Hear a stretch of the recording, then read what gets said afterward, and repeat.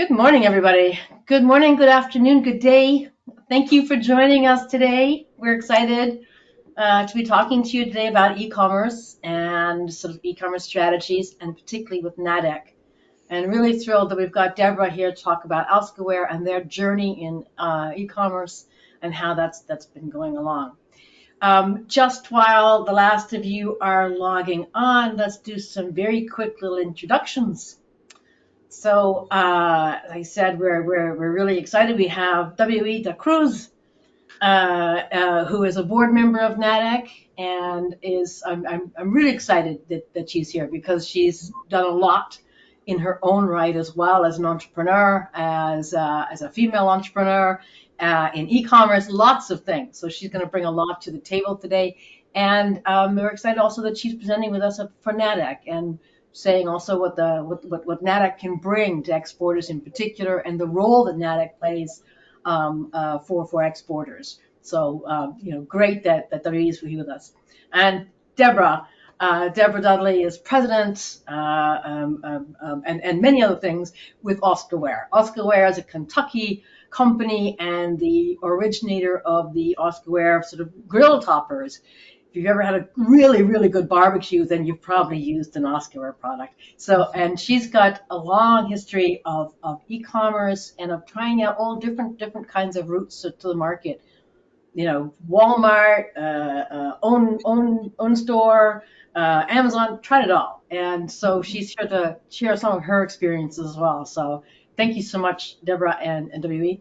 And myself, my name is Susanna, and I'm Chief Content Officer at a company called IBT Online. IBT Online, we are a U.S. company, private company. We're headquartered in Florida, so we're battening down the hatches at the moment. And we're what's called a full stack online marketing company. So what does that mean? It means that we build websites, we design websites, we manage e-commerce for our clients, we do online marketing, that sort of stuff. That's our wheelhouse. So, but we're really, really known, and what distinguishes us maybe from other agencies, we're really, really known for two things. One is our focus on mid-cap companies, small to medium-sized enterprises, SMEs. And the second is our ambitions for global e-commerce, for expanding internationally and going large. So helping America's exporters. That's our sort of mission, as it were. We started these things called the Online Global Programs. These are programs that are very much linked up with the STEP grants that a lot of states have. So they're easy digestible parts that you can take as an exporter. You say, okay, I want trade show optimization. I want an e-commerce platform. I want online marketing. Much of that is funded and helped by individual states when they have STEP grant money that they can allocate to it. So those are the Online Global Programs, and they're all about helping. It's a well-trodden path, let's put it that way, for your digital assets. And we're really, really, really excited because we signed a strategic partnership this year with the U.S. Commercial Service, and we are the official partner for the U.S. Commercial Service for e-commerce. So it's us and Amazon, which just makes us laugh all the time to think of that. But yeah, we're very excited about that. And if you want to find out more, there's lots of stuff on our website, and you can find out more about us. Let's talk about the agenda today. So, excuse me. I'm going to ask WE to talk first about NADEC and the role that NADEC plays and how it can help exporters, and what you as an exporter can also ask NADEC, by the way. Then I'm going to give a very sort of brief overview of e-commerce today, what it looks like from our point of view, from an online marketeer's point of view, and then some of the keys you need when you're looking at international e-commerce, international growth. Then Deborah's going to talk to us a bit about Oscaware, about her experience and the journey that's been for her. And then we're going to circle back with some hopefully some takeaways. I always think it's important to have like a party bag when you leave, to have some things to take away, action items and practical help for that. And there's some time at the end for questions. So we know that you're all busy running your own companies. You've taken the hour out of your day. I would really, really stress, please put away the other screen, shut off the emails, spend a bit of time with us, and spend the time and take the time that ask the questions you never had time to ask before about e-commerce, about online, about NADEC, about exporting, and so on. So it's your time now. So it's a great moment for that. We will have we will record this and we'll send you the recording and the slide deck. If you want the slide deck, just ask. So really, you can just sit back, have a cup of tea, and then enjoy. So let's now ask Wendy, WE, talk a little bit about NADEC. Yeah, absolutely. Well, good afternoon, everyone. It's such a pleasure to be here on behalf of NADEC to just kind of share some of the resources that are available to you as U.S. exporters. So my name is Wendy Akua de Cruz, or W.E. de Cruz. I am a tech and food founder. In the tech space, I do export my tech services to help businesses, particularly in Africa, export their products and services into the world. So it's a quite interesting relationship I have with exporting, particularly e-commerce and digitalization, and I know the power of it. And so today I'm going to share a little bit about additional resources, the partnership we have with IBT Online, and some of the resources you can tap into to help grow and expand your brand. So let's go ahead to the next slide. So what is NADEC? Perhaps it's the first time you've heard about us. Maybe you've heard the acronyms, tons of acronyms in government. And so let's demystify this particular acronym. So NADEC really is the Association of Regional District Export Councils throughout the US. Our job and our whole purpose for you is to increase the awareness and understanding and the importance of exporting for the US economy through education. We have legislative outreach, we have engagement amongst ourselves as DECs and other relevant stakeholders in your community at a local, state, and federal level. Our job is to serve as kind of a liaison, as a buffer to support you in your export goals. We can go on to the next slide. So district export councils are organizations of business leaders from the local communities. Depending upon where you are right now, you probably have a few DECs within your area. I know here, for example, in Michigan, if I'm not mistaken, we have our Eastern Michigan DEC, and then we have our Western because the state is so big. And so we are organizations of business leaders, experts, specialists with expertise in international business, providing just resources and professional advice for regions, local firms, and so forth. And there's about 60 DECs throughout the country, approximately 1,500 DEC members. And so you are in very much proximity with a DEC member and perhaps unknowingly. And so the goal today is for you to know how to find them, how to engage with them, and how to leverage their know-how to support you in your goals. We can go on to the next slide. So NADEC has a lot of goals. Our first goal, one, is to counsel and mentor local businesses in exporting.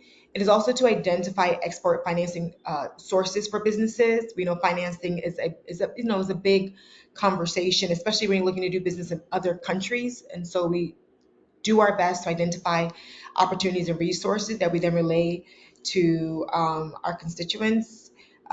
Create great export awareness in the business community locally. I know many of us are accidental exporters. We're unaware that you can actually do business in other countries or have access to business in other countries, especially now with digitalization and e-commerce and the information you'll learn today on this webinar. So just make you aware of the resources available. Also identify issues affecting export trade. I know we're just coming on the heels of potential port challenges with the strikes at the port, and so these are conversations that your local DECs are having, identifying strategies to support you as an exporter. Also to advocate for trade policy and legislation. We do meet in DC for our annual conference, and there's also an opportunity for DEC members to go and advocate within our different states and constituents on some of the things that are needed and necessary for us at a citizens level to help us in exporting. So very big on trade policy advocacy and legislation. So we also support programs and services of the U.S. Export Assistance Centers. So we do this in partnership with ITA, U.S. Commercial Service, to ensure that we're all in aligned with our strategies, and speaking up for some of the things that are happening at a citizens level in our local communities. And we also build local export assistance partnerships, right, with other organizations, other chambers and such, as well as provide export training education through export university programs. So we do have a lot of information. Individual decks have websites, but there's also a main deck. We have our main NADEC website that you can also go to identify different links and resources to support you in your export training and education. We can go on to the next slide. So international trade, I know sometimes it could sound really like a big word, a big undertaking, but I think partners like IBT Online and your local deck are here to support you in navigating international trade.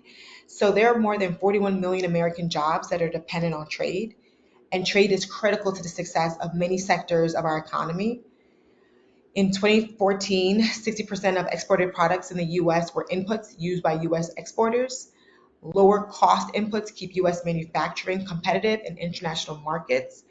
And 98% of US companies that export are small and medium sized businesses, very similar to Deborah Dudley today, who will share about the work that she's doing out of Kentucky.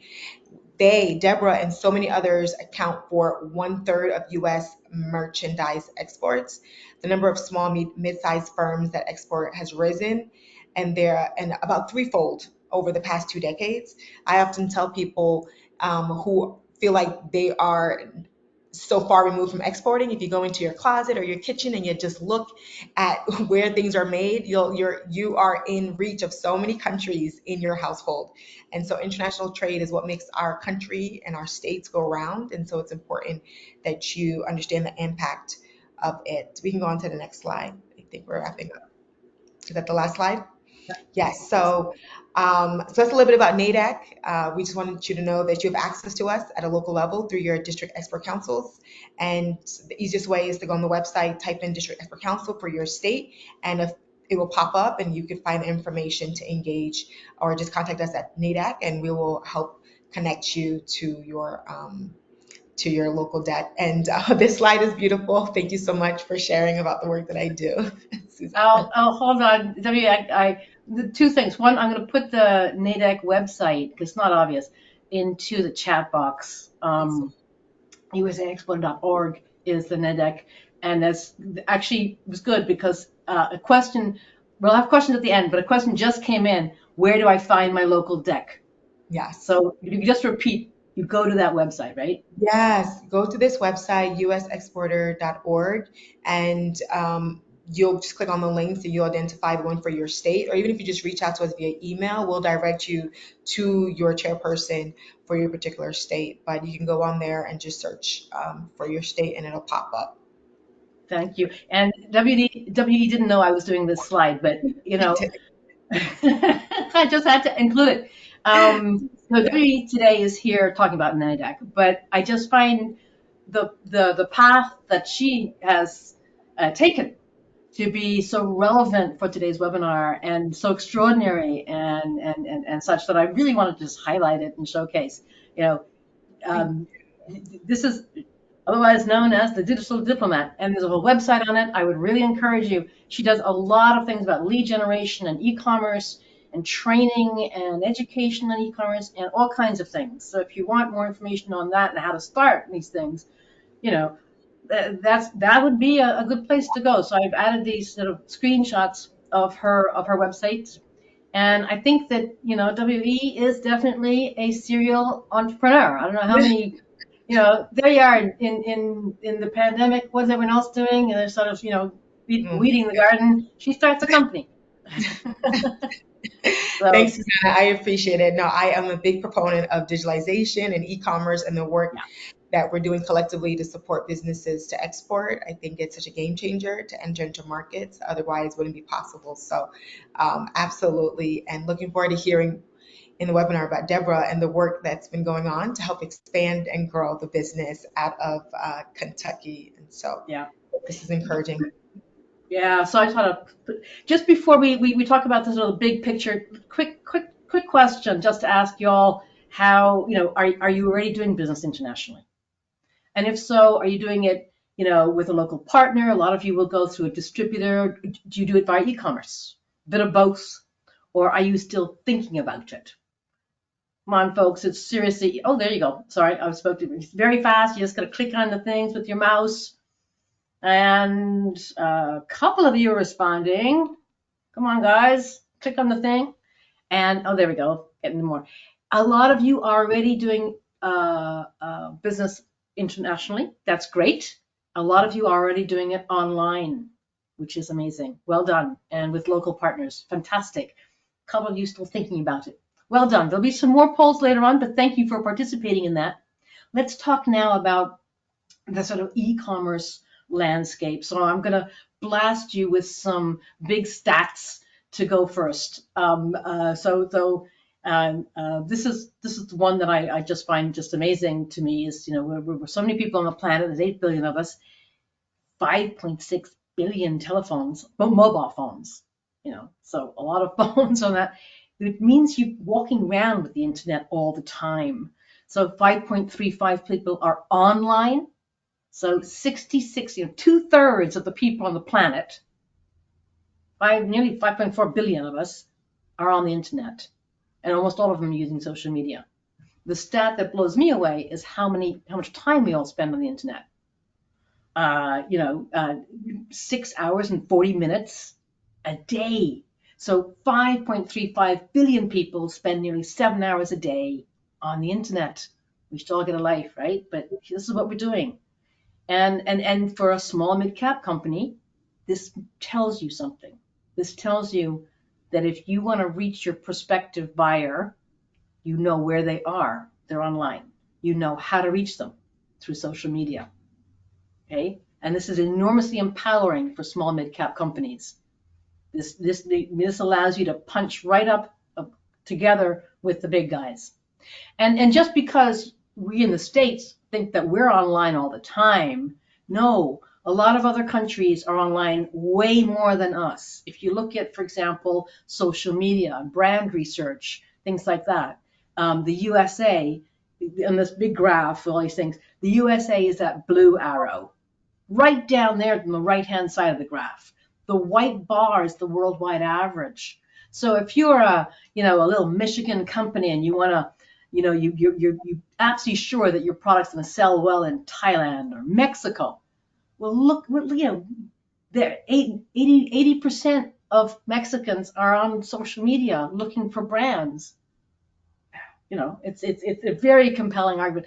Equally, if we look at B2C e-commerce, it's a similar trend, although perhaps less stark. Again, this chart with all these bars, the blue arrow is the USA, the white is the worldwide average. The USA is slightly below the worldwide average in terms of B2C average shopping. The USA represents just 12% of the total global e-commerce market. So, and that's B2C. B2C. Now, a lot of people say, well, what about B2B? B2B is harder to find reliable stats, so I'm grouping everything with Statista. But it's really clear that the pandemic had a real step change up, and it's now sort of But B2B is roughly 3 times the size of B2C. So B2B is 3 times the size of B2B is B2C. And if we're looking at, according to Statista, in these 2023 runs, the vast majority of companies, of B2B companies, are now using some form of e-commerce. And I'll talk about that after we hear from Deborah. But I wanted to say just 2 major points about business development tools. So when you're looking at online business, how do we get you, I'm trying to condense everything into a webinar, say, what are the 2 things you really need to have when you're considering strategies for your international? Um, and I guess, I don't know if we should do a poll now. Okay, let's not do a poll. Let's talk about the two things that I want to talk about that are really important is knowing what your buyer persona is, knowing what their journey is. And their journey is called localization. So the buyer persona is the identification of who you're actually selling to. And the journey they're taking is the localization part of it. So let's say you know who your buyer persona is in your local near market. Your the guys you sell to every day, you know who they are. But what about your international buyer persona? Are they different? If so, in what way? How do they find you? How does your international buyer persona engage with you? Uh, in what way is their journey different from you? So those are some questions you could ask yourself. The screenshot I've got here is from L'Oreal USA.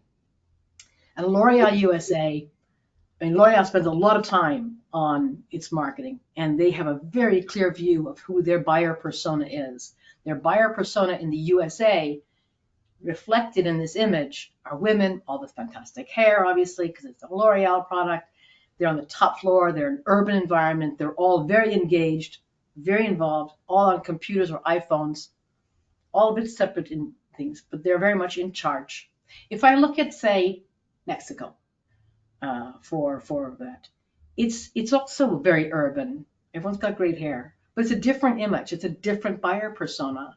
There are two guys there. They're collegiate. They're huddled around this computer. It's a very different buyer persona that L'Oreal has identified in that market. This is what L'Oreal believes will resonate in that market. And if I look at Canada, L'Oreal Canada is different again. L'Oreal has figured out Canada's a bit more edgy, more mosaic, more varied, quite different. So that's, L'Oreal figuring out its buyer personas in different markets. And one of the reasons why you want to figure that out is because the way they interact with you is very different, especially if you're acting on digital means, like on social media. Let's compare Mexico with Canada, for example.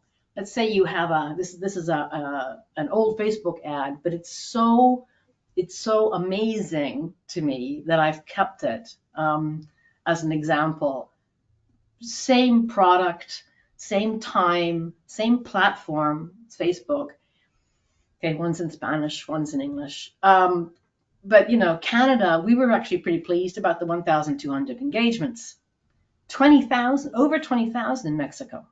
We had wows and shares and all kinds of things. The Latin American market is way more responsive and reactive than the sort of frostier Canadians.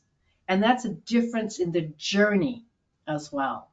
So that's a difference for the buyer persona that we're talking about and how they go about it. So, if you're looking at international, for example, you might say, okay, well, I've got my US website. I've got my website here based in Michigan or based in Nebraska, wherever it is. Can I reach my buyer personas with that website, with my social media, my US social media? And the answer is, well, not really, because search engines, Google, Amazon, YouTube, those are all search engines, basically. They all take the searcher's point of view. They're all, in that sense, localized. They're respectful and responsive to the local buyer persona. So a silly example here. Okay, a colleague of mine is in Massachusetts. She has a dog. If I go to London, I might be in London, I might have a dog. If I'm in Massachusetts and I say squeakless dog toys, I'm going to get results like this. I'm going to get these at Amazon.com, and then quiet dogs and so on, and a little blog and all kinds of things, Reddit. And then in the UK, so same platform, same language, same words, different results, because the search engine shows what's relevant for me sitting in London, UK, or for me sitting in Massachusetts, USA. In that sense, it's localized. An example that you're probably all very familiar with is sort of keywords, keyword optimizations. And again, keywords can be very localized. So if you're in the athletic business and you're trying to sell in Canada and you use the word sneakers, you're only relevant for about 15% or 20% of the Canadian searchers because they're all putting in runners. Yeah. So different ad campaigns, that's for sure. Otherwise, you're just giving a lot of money to Google. So again, a different journey. So there's this feeling of a buyer persona and the journey that they take. And so just to leave you with the sort of a summary, if you like, is this notion of respecting your local buyer persona, understanding them, figuring them out, and then respecting them and saying, how do they search? What do they look for? What's relevant for them? What are their pain points? Okay, so this notion of an international website is not about translation. Translation is like the frosting on top. It's 1 out of 10 criteria. It is not what Google or any search engine tags in order to make that website relevant for a searcher. And for e-commerce, it's even more so. So I guess your takeaway from this part, before I hand over to Deborah, is from our point of view, you can use your international website as a tremendous tool to reach out to your local buyer personas and figure out once you figured out that journey. And it's also a fantastic tool to give any of your in-market partners or distributors. In fact, I can't think of any other tool one would give a distributor in a foreign market. If you've got a distributor in Germany, what are you going to give him? Some paper brochure? No, you have to give him a German website, and it can't be. Don't let him build your website because that you're just giving him online real estate. That's very valuable real estate. No, you keep control of your own real estate. Build your website for that distributor and that local rep. It's modifiable, it's changeable, it works 24/7, and it's e-commerce enabled. So if you would like us to contact you about, or if you don't even contact, if you just want to hear more about international websites, if you want to learn more about them, we can send you some blogs, we can point you in the right direction, send you some assets, let us know. And thank you very much for clicking on that poll. And with that, I'm going to turn to Deborah, please. Thank you, Deborah.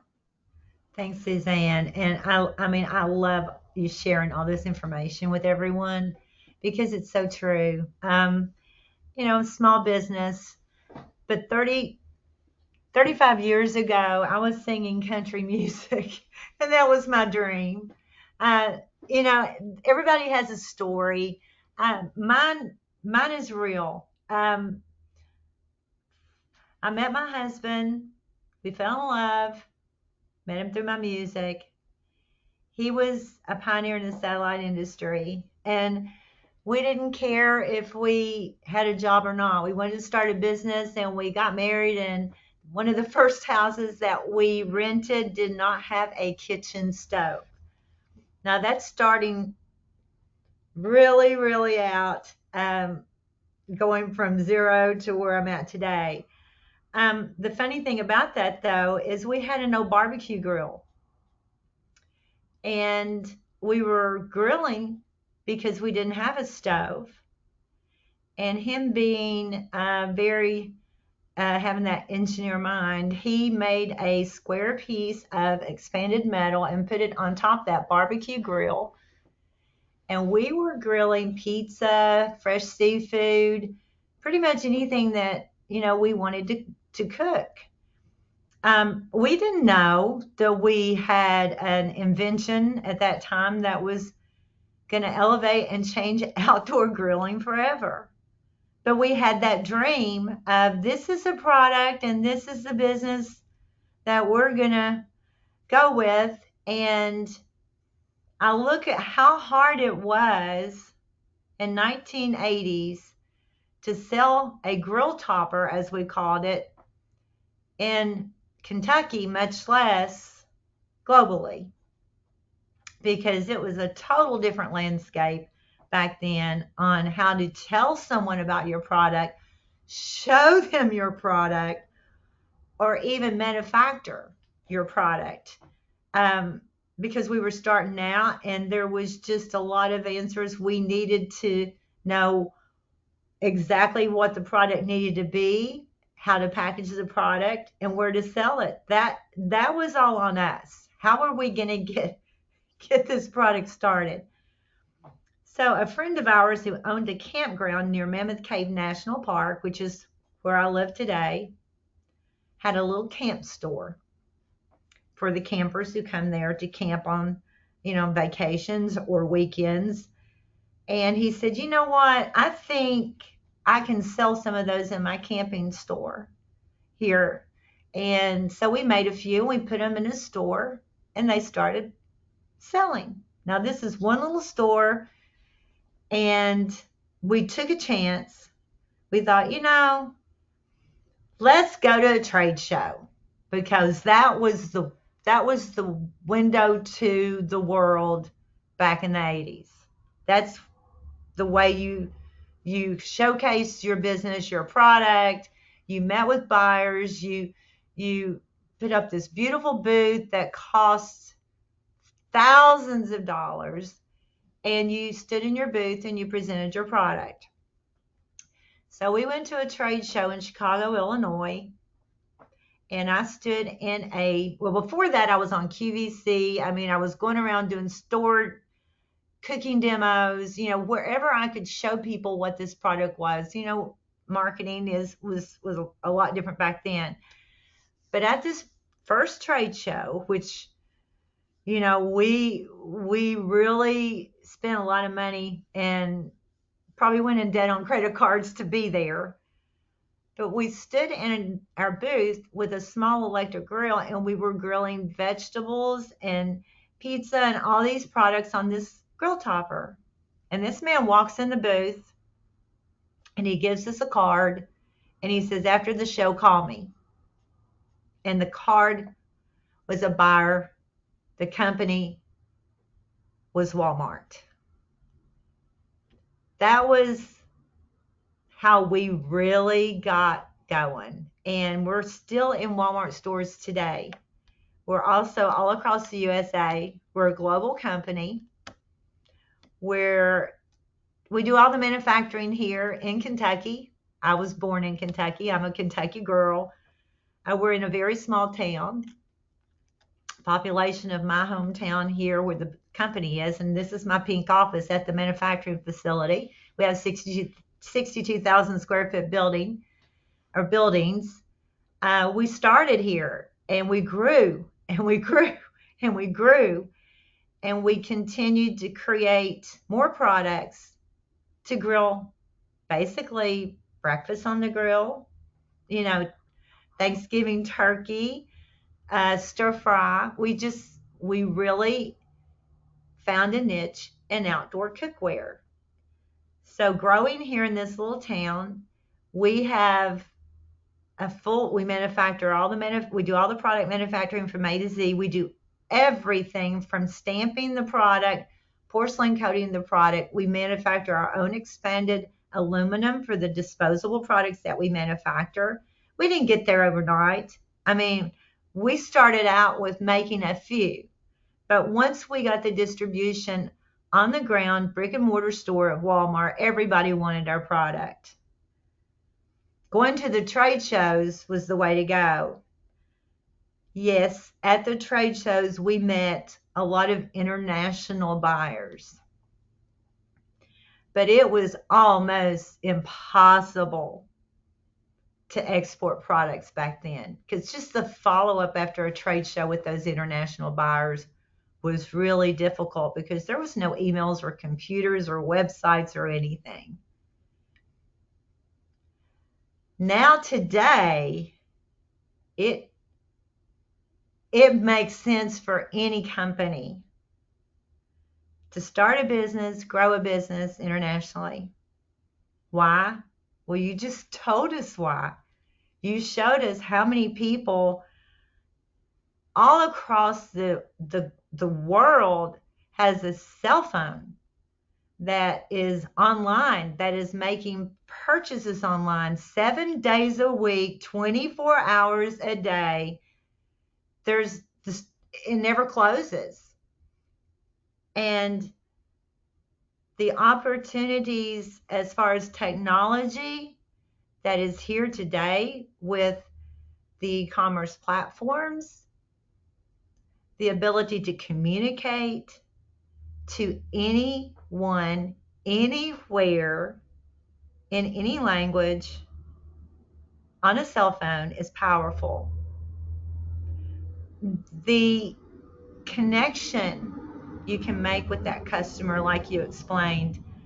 I mean, I'm from Kentucky. If I go to New York City, and I'll go into a restaurant and order something on a menu, I might not even know what that is because it's just your culture. It's what you know. It's if you don't know what someone's talking about, you can't connect. It's the ability that I know in my business, starting my exports back in 2014. Yes, there was email, there was internet, but there was nowhere near the tools, the resources available then that is available now. Since 2014, that was our first big step in exporting our products to another country.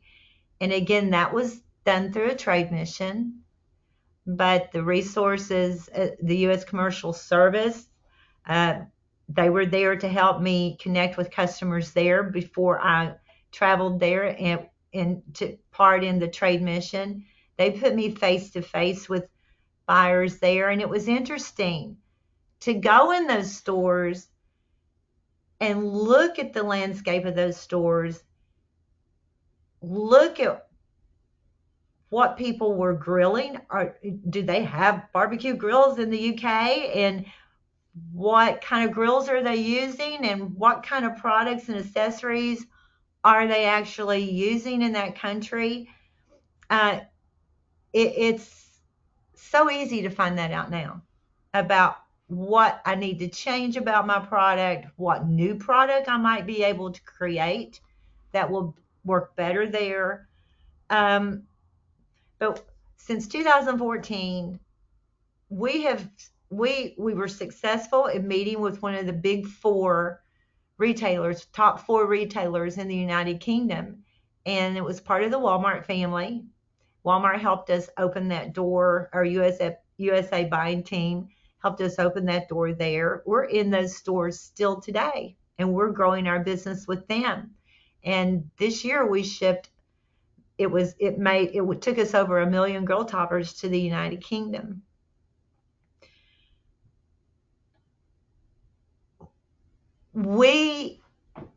I keep saying we because I can't do everything I do by myself. I found out, I mean, when COVID hit, that really elevated e-commerce big time, because no one could shop. Amazon was getting the business, and we knew we needed to have an e-commerce site. Did I know how to do that? Who could help me do that? What do I need in order to have what I need as far as an e-commerce website? I want part of this e-commerce business that was just growing and growing and growing and growing and growing.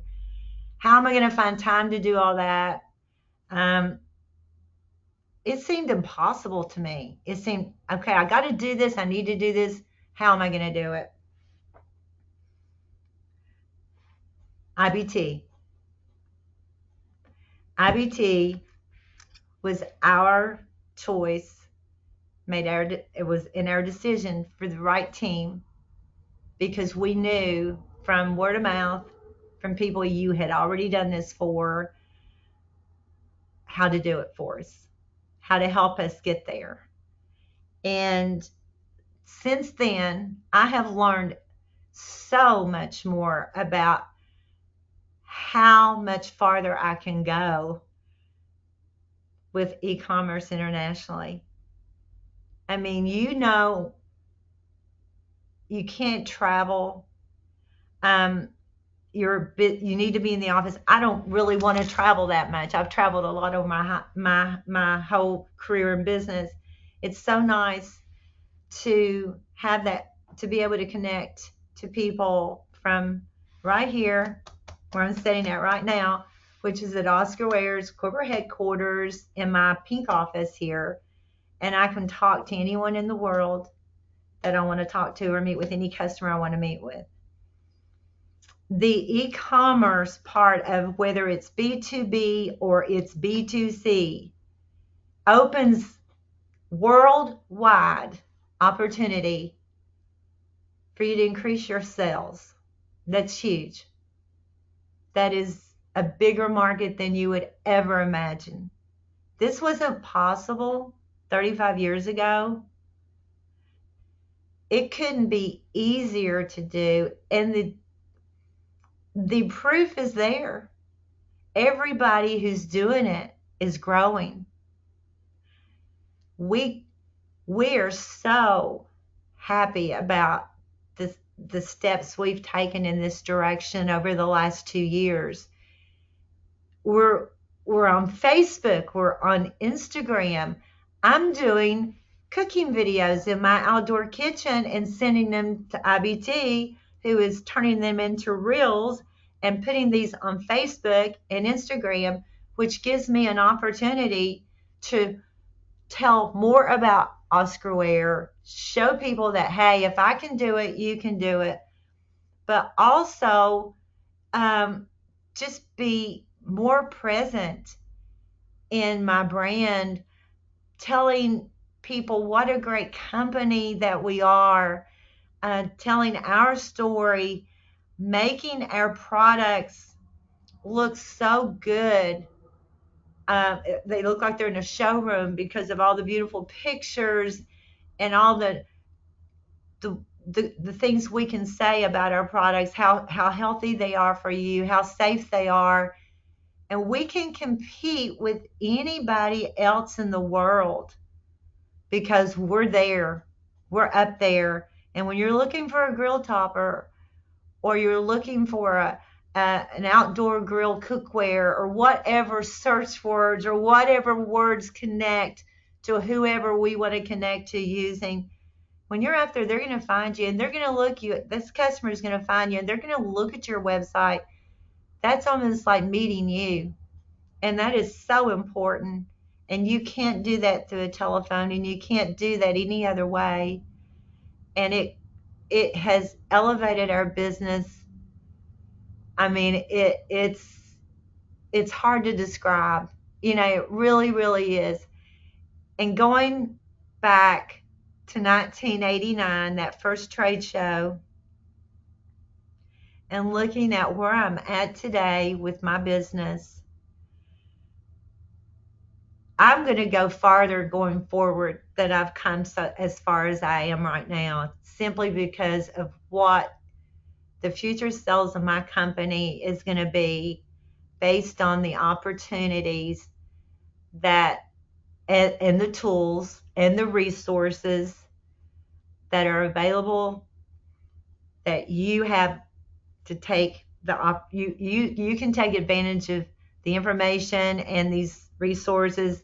IBT's there to help you do the same thing I've done, because every step you take in this direction, it's going to go faster than anything you've ever seen in growing your sales worldwide. And I mean, there's just no reason to think about it. You just need to do it. And they make it easy. They have made it so easy for us to get to where we are today. It's been a great experience. They're a great team to work with, and they know how to do this international website, e-commerce, everything. They know how. And you're going to learn from them just like I have. So, Deborah, thank you so much. That was I could go on and on. Yeah, that's great. And by the way, we have all become really good grillers. I know, I know. Yeah, we're all good. Michael just bought two more things. Anyway, but thank you very much. We also wanted to ask if anybody would like any more information about e-commerce, about online marketing. Again, we can point you in some directions and send you some downloadable research or some assets that we can share with you. But I want to say a big thank you to Deborah, and indeed it's lovely always doing uh, a lot of our clients also are things like advanced manufacturers and things, but doing grill toppers, now that's something everybody comes away from those meetings hungry, put it that way. Anyway, thank you all very much for the poll, and Deborah, thank you for that experience and sharing that with us. I wanted to circle back and sort of we've got another few minutes left, just sort of talking about some must-haves, and I wanted to uh, Deborah put her finger on it and said, you people, if they're gonna find you and they're gonna look at your website, or even if you go to a trade show. I love trade shows. They're gonna look at your QR code, they're gonna scan your QR code, and they're gonna look at your website, or they're gonna check you out on LinkedIn, or they're gonna check you out on social media. Your website combined with digital marketing is by far your best sales rep.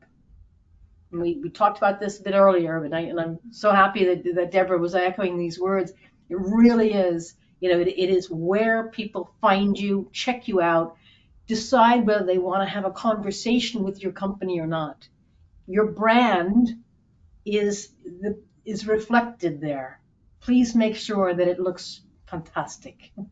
So I can say it. And if you're on e-commerce, there's sort of like a checklist you've got to have for those websites as well. And again, it's that notion of being respectful to the local buyer, whether that local buyer is on the west coast of the USA or in Peru. If once you figure out where you want to sell to, how you want, and then figure out the local buyer persona.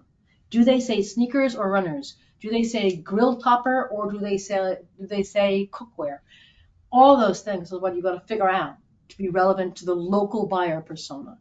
And I've just put a little checklist of some of the things you would look at in order to make sure that you are relevant to that local buyer persona and respectful. How do they pay? Do they pay with a credit card? Do they pay all those things have to be looked at before you start. Um, a couple of other major things to start out with is your platform. Are you going to go with WooCommerce, or Shopify, or Magento? There's other platforms as well. We personally are platform agnostic. We have favorites though, and I would say the largest in terms of market share is WooCommerce as a plugin. It's got about a 40% market share worldwide. Shopify has got about a 15% Shopify.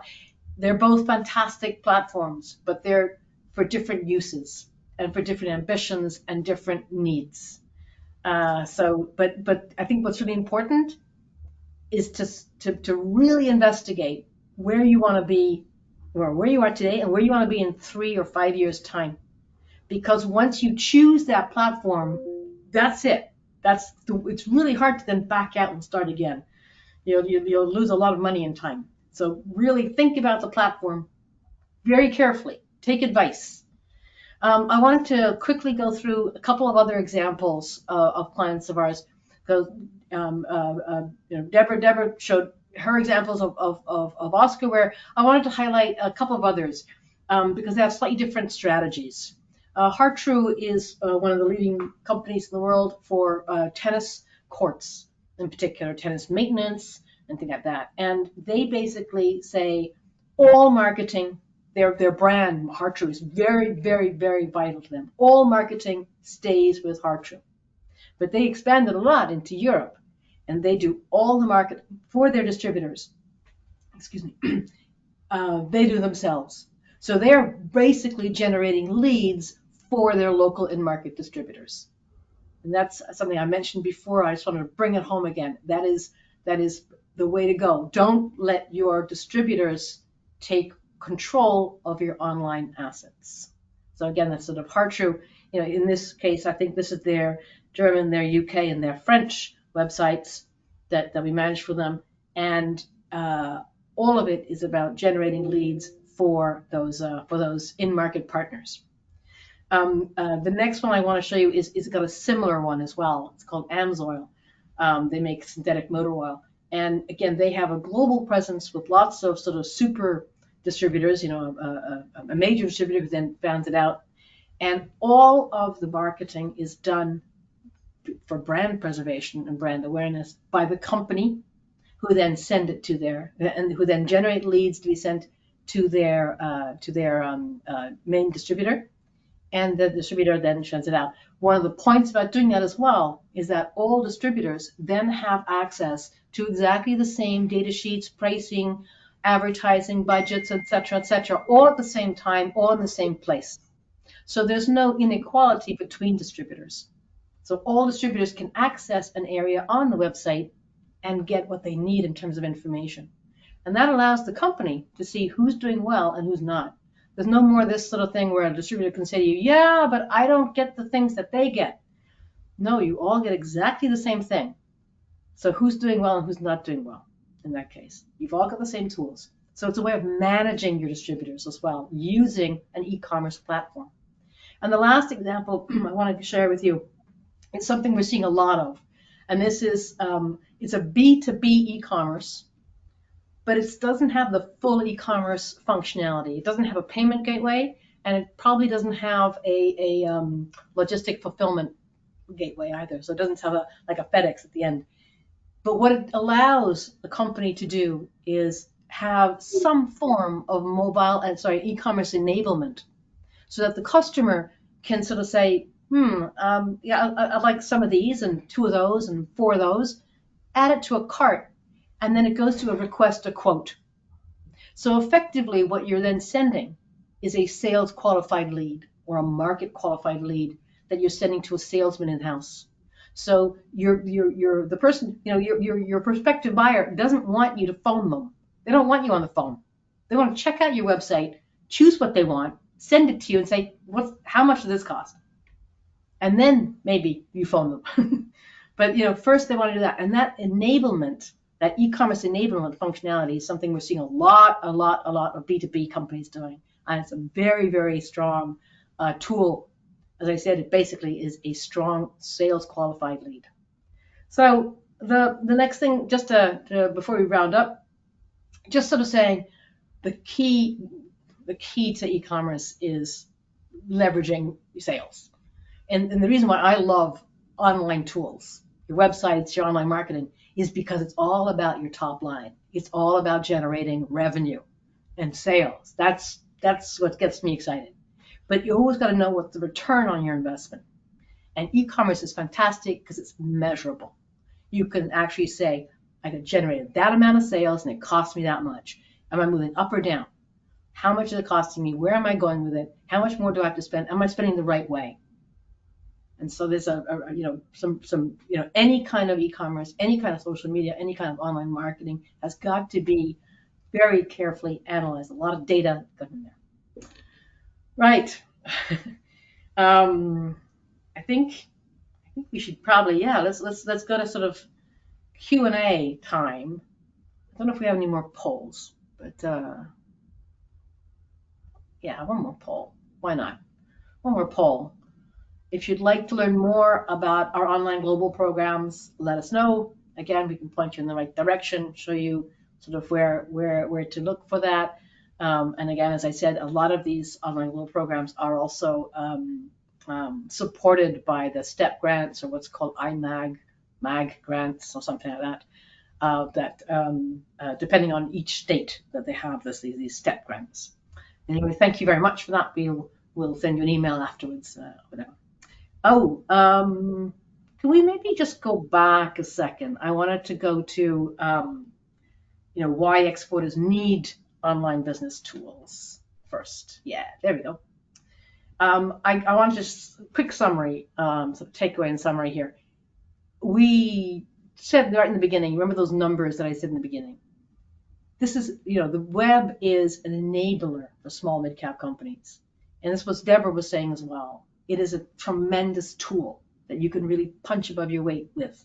You can use it to reach your prospective buyers and engage with them, nurture them along the line, and just see that you're all sort of going well with that. A couple of big takeaways. I like to sort of what I would call sort of the digital must-haves. If you're looking at that, it's really just taking a look at the assets you have today. Check out your current website.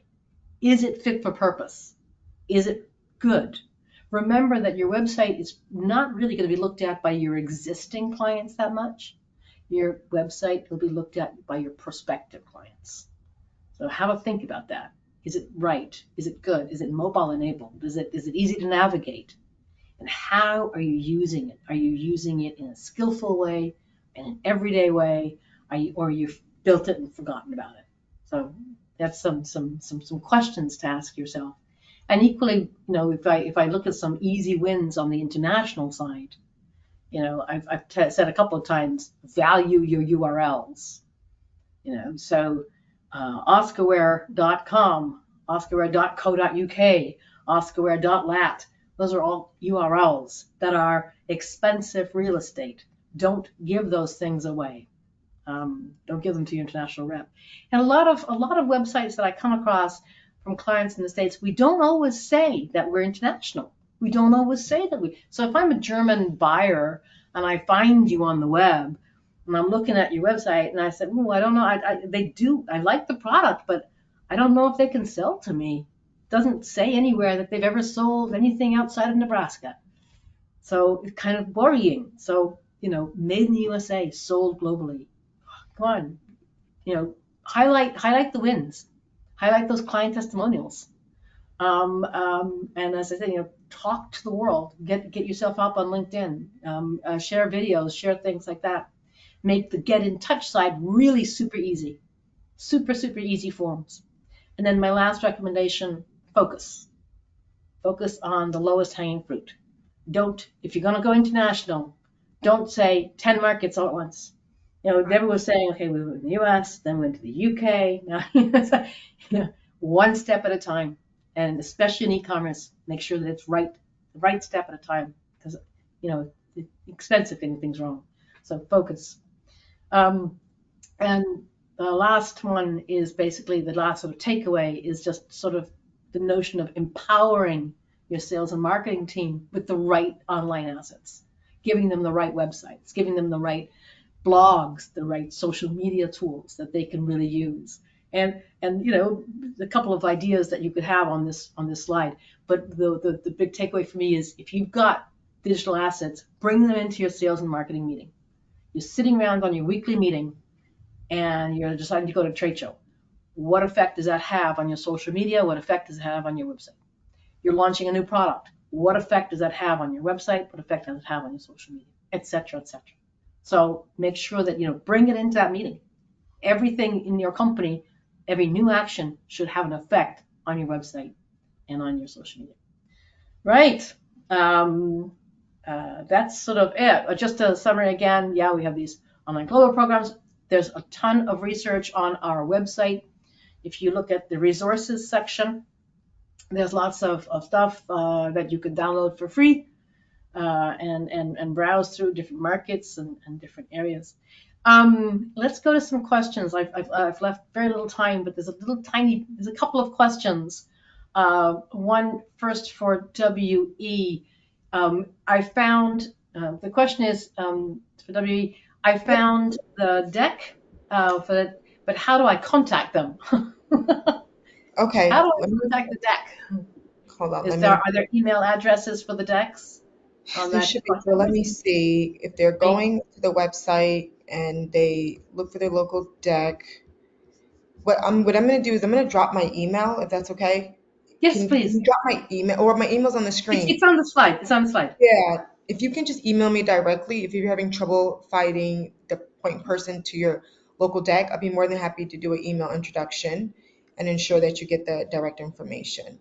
Because it should, yeah, I think that's it should be on the locator. Yeah. Mm-hmm. Deborah, one for you, which is, do you create the social media posts yourself? I don't create the total media post. IBT does that for me. They're the experts on that. All I do is give them the video footage. I get out there and I get to grilling and I come up with recipes and I send them to Celia and she makes them look fantastic and she sticks them on Facebook, Instagram, and it gets us business.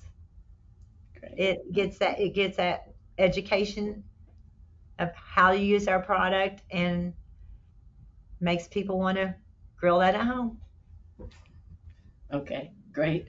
There's a couple more questions, but they're quite technical, like about the differences between Shopify and and WooCommerce. And I think we've actually hit our 1 hour time limit. So I'm going to answer those questions by email separately. But I wanted to give a big shout out to WE. Thank you so much for joining us today. Thank you really, for showing us. NADEC is a very important. Exporting is tough. It is tough and scary. But there's tremendous help.